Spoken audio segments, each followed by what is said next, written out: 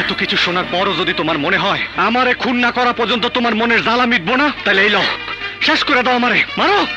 এইটা আসলে সেকেন্ডটা ছিল পৃথিবী টাকার গোলাম, মান্নাবাই করার কথা ছিল, কিন্তু ছবিটা কন্ট্রাক্ট হওয়ার পরপরই উনি মারা যান। এরপরে কাকে কাজ? আমিন খান। আমার তখন আমি জানতাম না, আমার টিমের লোকজন বলছে যে আমিন খানকে ছাড়া এই ছবিটা করা ঠিক হবে না আর কি, যেহেতু অ্যাকশন ছিল ছবিতে আর কি। তো আমিন খানকে যখন, এটা আমার একটা মানে ভুল কি ঠিক আমি জানি না, আমিন ভাইকে কনফার্ম করার পরে এই ছবিটা শাকিব খান করতে চাইলো, আমাকে ফোন করেই বলছে যে বড় ভাই আমি ছবিটা করতে চাই, কারণ আমি চাই না যে আপনি একটা ভালো ছবি করেন, আমার ছবিটা ভালো, আপনার আগের ছবিটা আমি দেখছি। তা আমি ওনাকে বললাম যে আমি আমিন ভাইকে জবান দিয়ে ফেলছি। ওকে। তো বললো আপনি কত টাকা দিচ্ছেন? 1 লাখ টাকা দিয়ে আসছি। কত দেওয়ার কথা? আমিন ভাই আমার কাছে টাকাই চায় নাই, আসলে কিন্তু সত্য। সেকেন্ড ছবির জন্য আমিন খানের কাছে যখন গেলাম, ওনার বাসায় আমি 2.5 ঘন্টা ছিলাম, ওনার জবানিতে কখনোই বলে নাই যে আমাকে এত টাকা দিবেন, শুধু বলছে আপনি টাকা না দিয়ে করবো, আপনার ছবিটা আমি করবো। তাই বলে আমি কন্ট্রাক্টে কি লিখবো? বলছে যা ইচ্ছা লিখেন, ব্ল্যাঙ্ক সাইন করবো। অ্যাকচুয়ালি আমিন খান ব্ল্যাঙ্কই সাইন করছে। আমি আন্দাজ করে উনি মানুষ থেকে যে টাকা দেওয়ার ছেড়ে দেওয়ার চেষ্টা করছি, কিন্তু যখনই শাকিব খান আমাকে বলছে ছবিটা করবো, আমার যে আমিন ভাইকে জবান দেওয়া, বলছে ফিল্মে জবানের কোনো ভ্যালু নাই, বলছে আমার কাছে আছে। আমি শাকিব ভাই রাগ হয়েছে, রাগ হওয়ার পর আমি নেই নাই, কারণ যে আমিন খান আমাকে এত বড় সম্মান দিছে যে আমার ছবিতে টাকাই নিবে না, সে আমিন খানকে বাদ দিয়ে ছবিটা আমি করতে চাই না। তুমি আমার পরিবারের অতীতটা জানো না, তুমি এইটাও জানো না তোমার বাপ কিভাবে সামান্য একটা চোর থেকে আজ বিশাল কোটিপতি হয়েছে, তোমার বাপ কিভাবে আমার সহজ সরল ভাইদারে টাকার গোলাম কইরা তার মাইয়ার জামাই বানাইছে। তোমার বাপের তীক্ষ্ণ কথা সহ্য করতে না পাইরা আমার বাপটা মইরা গেছে। মজার ব্যাপার হচ্ছে, যখন কথা হয় তখন শাকিব খান 10 লাখ টাকা নিত, আর আমার ছবিটি যখন রিলিজ হয় তখন আমি শাকিব খান 40 লক্ষ টাকা নেয়। আচ্ছা। এবং কাকরাইলে আমার অ্যাবসেন্সের লোকজন আমার পিছনে কথা বলতো, যে একটা খারাপ গালি দিয়ে বলতো যে সে আসে এথিক্স নিয়ে, নীতি নিয়ে ফিল্ম করতে, ফিল্মের নীতির কোনো ভাত নেই।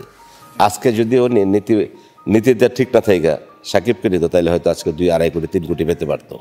কিন্তু আমার যেটা মনে হয়েছে, আমি আমার নীতিতে ছিলাম, এটাতে আমি সন্তুষ্ট। এটাই আপনার, আমি ওটাতে আমি সন্তুষ্ট। এটাই আপনার নীতি, এটাই নৈতিকতা, এটাই হওয়া উচিত।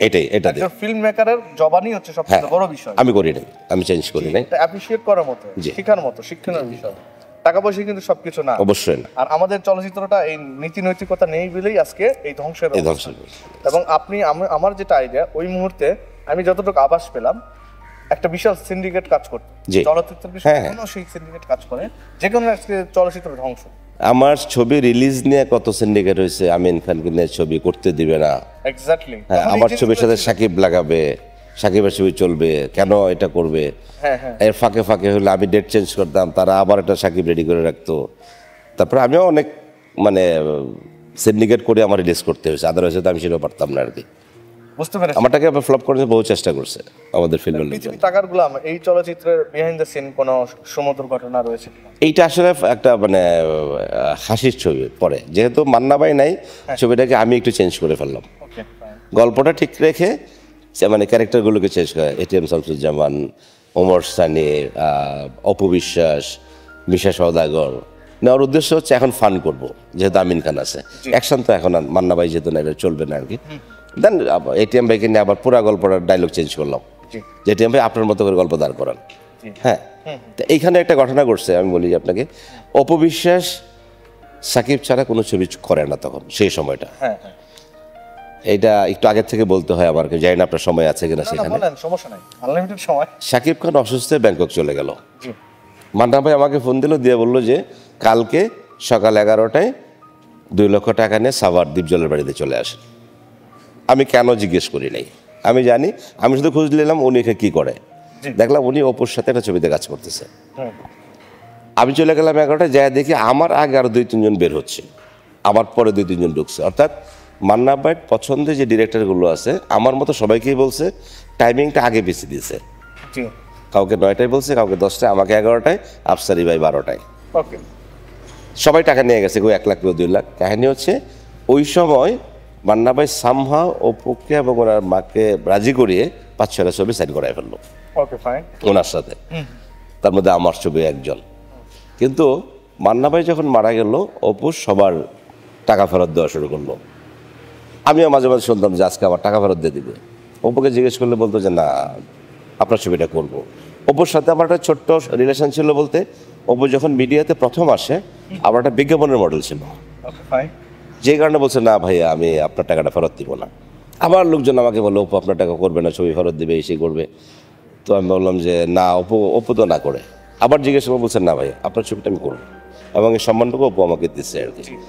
তো তারপর যখন আমি শুটিং শুরু করি, 1 তারিখে আমার শুটিং শিডিউল ছিল, তো হঠাৎ করে হলো সাকিব খান আমার ফোন দিল, দিয়ে বললো ভাই, তখন সাকিব সুস্থ হয়ে চলে আসে ব্যাঙ্গালোর থেকে। হ্যাঁ যে ভাই আমাকে তো যে অপুকে আমার 3 দিনের জন্য লাগবে। বলছি কেন? বললো কক্সবাজার একটা কাজ শেষ করতে পারবো না। তো পরে আমি বলছি হিরো আপনি চাইছেন, আপনাকে না করতে পারবো না, কিন্তু যতটুকু জানি যে একটা আমার ছবিটা অপু যাতে না করে সে একটা চাল চলতেছে, আমি জানি না আমি সেই ফাঁদে পড়তেছি কি না। ফাইন, আপনি 3 দিন বলছেন, আপনার সম্মান আমি 5 দিন দিয়ে দিলাম। 1 থেকে 5 অপু আপনার কাজ করবে না। সাকিব বলছে যে না ভাই আমার 3 দিন, আমি না 5 দিন দিলাম আপনাকে, বাট মেক শিওর 6 তারিখে অপু আমার সেটে থাকবে। এইটা কিন্তু ভাই আপনি মেনটেন করবেন। আলটিমেটলি আমরা 1 তারিখে শুরু করলাম শুটিং, সবাই বললো অপু নাই। আমি অপু আসবে, যথারীতি ঠিকই আসবে। অপুকে বললাম ভাই তুমি না আসলে কিন্তু বিপদে পড়বো। সে বলছে না ভাই আসবে, সেও কথা রাখছে।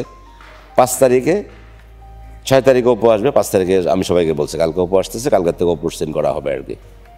দুপুরবেলা এটিএম ভাই কাজ করতে মারা গেছে, আল্লাহ তাকে বেহেশবাসী করুক। আয়সা দেখে অপু নাই সেটে। তা আমাকে বললো যে আবেদিন ভাই বলতো অপু কোথায়? তো পরে আমি বললাম যে অপু আছে মেকআপ রুমে। এটিএম ভাই বিশ্বাস করলো, রাগ করার পরে আমার দেখেন অপু আছে তো মেকআপ রুমে, মেকআপ ফ্রেশ হচ্ছে। এখন 3টা বাজে, ও একটা ফ্লাইটে আসছে, আয়সা একটু ফ্রেশ আসো, একটু বড় ঢুকবে সে। এটিএম ভাই রাগ করে রুমে চলে গেল। আবার তাকে যে নিয়ে অপুকে দিয়ে আনানো হলো যে আমি আসছি, আসেন চলেন কাজ করি। অপু কাজ করলো, ভালোই হলো, ছবিটা খারাপ হয়নি আর কি। এবং যথেষ্ট মনোযোগ দিয়ে কাজ করলো অপু আমার ছবিতে। যুদ্ধের সময় আমাকে ভয় দেখাইছে যে যেহেতু সাকিব নাই অপু কাজ করবে না, না ভালো কাজ করছে, আন্তরিকতা ছিল যথেষ্ট। আমার সারা জীবনের কামাইয়ের টাকা, আরে টাকা ব্যাংকে রাখলেই তো। আর ব্যাংকগুলো আরেক ঝামেলা, গেলে জিজ্ঞা কোথায় পেলেন, কেমনে পেলেন? বেটার টাকা তো যেখানে দরকার কি, টাকা তুই জমা রাখ, এত খোঁজাখুঁজির দরকার কি? আমার এত বড় ক্ষতিটা করলো কে? সেই করছে যে আপনার এসব টাকার খবর জানে।